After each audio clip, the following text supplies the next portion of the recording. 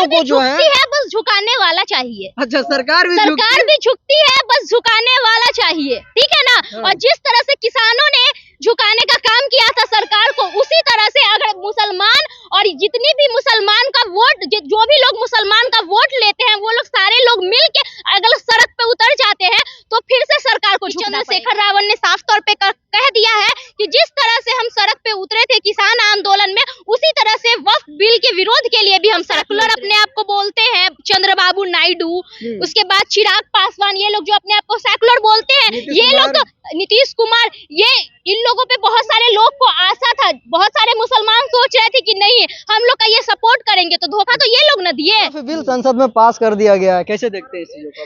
देखिए, किसान बिल भी संसद में पास किया गया था, लेकिन उसके बाद क्या हुआ था, उसके बाद किसान आंदोलन शुरू हुआ था और लोग सड़कों पे बैठे थे। चंद्रशेखर रावण जो है वो किसानों के लिए खुलकर सामने आए थे और उसके बाद क्या हुआ, माफी मांग, किसान बिल पास तो हो गया सदन में, लेकिन उसके बाद बोलिए क्या किसान बिल जो है जब लोग बैठे रोड पे बैठे तो उसको खारिज किया गया ना। उसी तरह से मुसलमानों के साथ बहुत सारी सेकुलर लोग खड़े हैं, बहुत सारी पार्टियां खड़ी है। सबसे बड़ा बात तो कि चंद्रशेखर रावण ने साफ तौर पे कह दिया है कि जिस तरह से हम सड़क पे उतरे थे किसान आंदोलन में, उसी तरह से वक्फ बिल के विरोध के लिए भी हम सड़क में उतरेंगे। आप कह रहे हैं सेकुलर पार्टियां जो है खड़ी है, लेकिन सदन में तो कोई नहीं खड़ी थी। कहाँ कोई नहीं खड़ी थी? रहता फिर पास ही नहीं होता।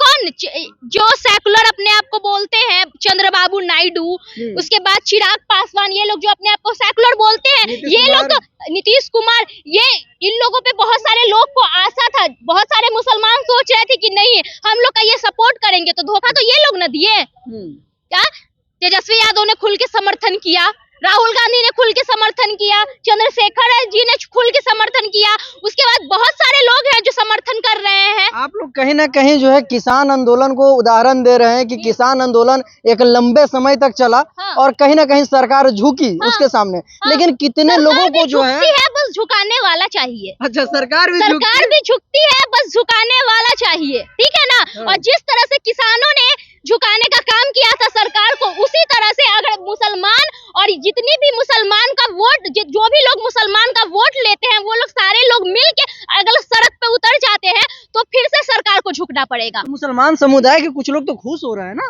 कौन लोग खुश हो रहे हैं? तो कुछ लोग खुश हो रहे हैं। तो एक बात बताइए, सुनिए, दलितों के साथ कुछ होता है तो बहुत सारे सामंतवादी लोग जो होते हैं वो खुश होते हैं ना। तो मुसलमान में भी वैसे कुछ लोग हो सकते हैं, मुसलमान में भी वैसे कुछ लोग खुश होते हैं जिनको अपने ईमान से प्यार नहीं है, सिर्फ पैसों से प्यार है। चंद्रशेखर रावण जी कहीं ना कहीं आप लोगों के साथ कदम से कदम मिला के खड़े हैं वक्फ बिल को लेकर। सब क्या लगता है कि आप लोग उनका साथ दीजिएगा? सब कोई साथ देंगे, सब कोई साथ देगा। आपको क्या लगता है भाई? अब देखे ना, गर्दनी बाग में चंद्रशेखर जी खुद आए, चंद्रशेखर जी खुद आते हैं। उसके बाद जिस तरह से वहां पे भीड़ थी, शांतिपूर्ण आंदोलन हुआ और जो मुसलमान भाई है फिर से शांतिपूर्ण धरना देंगे और ये जो बिल पास हुआ है उसको खारिज करवा के रहेंगे। क्योंकि बताइए ना हमको, वक्फ जमीन किसकी है? मुसलमानों की जमीन है। जब पार्टीशन हुआ था हिंदुस्तान और पाकिस्तान का, तो जो यहाँ के मुसलमान थे जब वो पाकिस्तान चले गए तो जितनी भी जमीनें थी उसको वक्फ करके गए। तो अगर आप कोई चीज किसी को दान कर देते हैं तो क्या वो सरकार का रहता है? आप अगर अपनी जमीन मरने से पहले अपने किसी रिश्तेदार को दान दे दीजिएगा तो वो जमीन, आपका कोई औलाद नहीं है, ठीक है, कोई नहीं है आपके आगे पीछे, आपका खाली जमीन है, आप अगर उसको किसी को दान में दे दीजिएगा तो वो उस व्यक्ति की होगी या सरकार की हो जाएगी? सरकार तो कह रही है हम देख रेख करेंगे ना। क्या किस, एक मिनट, सरकार के पास सुनिए, सरकार के पास क्यों रहे भाई, क्यों देख रेख करेगी? उसमें ये भी बताया जा रहा है कि जो उसके सीईओ है वो गैर मुस्लिम भी बन सकते हैं। आप बताइए, बहुत सारे ट्रस्ट है, ठीक है, बहुत सारे राम मंदिर ट्रस्ट है ना जी, उसमें क्या वो किसी मुसलमान को भागीदारी बनाएंगे? मुसलमान को उस समिति में कुछ, उस समिति के हिस्सेदार क्या मुसलमान को बना पाएंगे? ये बताइए, नहीं बना पाएंगे। तो फिर ये जो वक्फ मुसलमानों का है उसमें गैर मुस्लिम क्या करेंगे? ये बताइए हमको। क्या कीजिएगा अब? हम लोग क्या करेंगे? हम सुनिए ना, अरे बिल तो किसान आंदोलन का भी पास हो गया था जी, कितनी बार आपको बताए, बिल तो किसान आंदोलन का भी पास हो गया था। तो बिल पास होने का मतलब क्या होता है? एक बात बताइए, बिल कहाँ पास हुआ? सदन सदन में में। पास हुआ।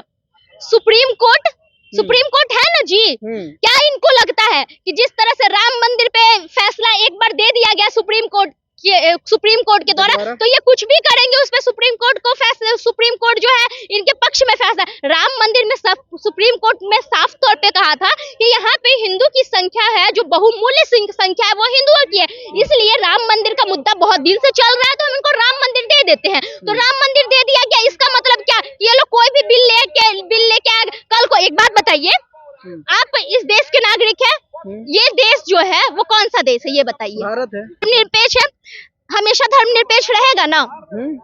कुछ लोग तो ये भी दावा करते हैं कि हम जो है हिंदू राष्ट्र बनाएंगे, तो मतलब कल को ये सदन में लेके चल जाएंगे बिल कि हिंदू राष्ट्र का बिल लेके चल जाएंगे, तो इसका मतलब क्या कि ये देश हिंदू राष्ट्र बन जाएगा? इनके लोग हैं सदन में। अरे तो इनके लोग हैं तो सुनिए ना, इनके लोग हैं तो सदन में, ठीक है, इनके लोग सदन में हैं, उससे क्या?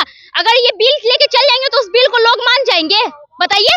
तो मानना तो पड़ेगा। कैसे सदन मानना जो है, है? सुनिए, सदन से ही बिल पास होता है ना। सदन से बिल पास होता है भाई, मंजूरी सदन से नहीं, सदन के आगे सुप्रीम कोर्ट है, सदन के आगे सुप्रीम कोर्ट है। अगर सदन से मंजूरी मिलती है तो ये जो माफी वीर है वो किसान आंदोलन पे माफी क्यों मांग लिए, वो बताइए? 2025 का चुनाव बेहद नजदीक है बिहार में, हाँ। इस पे क्या लगता है, कुछ इफेक्ट पड़ने वाला है? इफेक्ट पड़ेगा। जो भी लोग नीतीश कुमार को सेकुलर मान रहे थे, उधर फिर चिराग पासवान को सेकुलर मान रहे थे, तो इनकी पोल पत्ती तो खुल गई है। अब जो मुसलमान है वो जाग गए हैं और अब जान गए हैं कि ये लोग जो है बस हमारे साथ इफ्तार करते हैं और हमारा वोट लेते हैं, बाकी मेरे साथ अच्छा बुरा क्या हो रहा है कोई मतलब नहीं है। चलिए, बहुत बहुत धन्यवाद। साफ तौर पे इन्होंने कहा है कि कौन हमारे साथ खड़ा है और कौन हमारे साथ खड़ा नहीं है, अब जो है 2025 के चुनाव में दिखेगा। और कहीं ना कहीं चिराग पासवान और नीतीश कुमार पे निशाना साधते हुए बताया कि सिर्फ इफ्तार पार्टी करते हैं, बल्कि जो हमारे भले बुरे के समय में ये खड़े नहीं रहते हैं। अब चुनाव का समय बेहद नजदीक आ गया है, 2025 का विधानसभा चुनाव है। बहरहाल आपकी क्या राय है? आप अपनी राय जो है कमेंट बॉक्स में जाके जरूर दीजिएगा। आप देख रहे हैं कुमार गौतम के साथ में पब्लिक जंक्शन। बहुत बहुत धन्यवाद आप।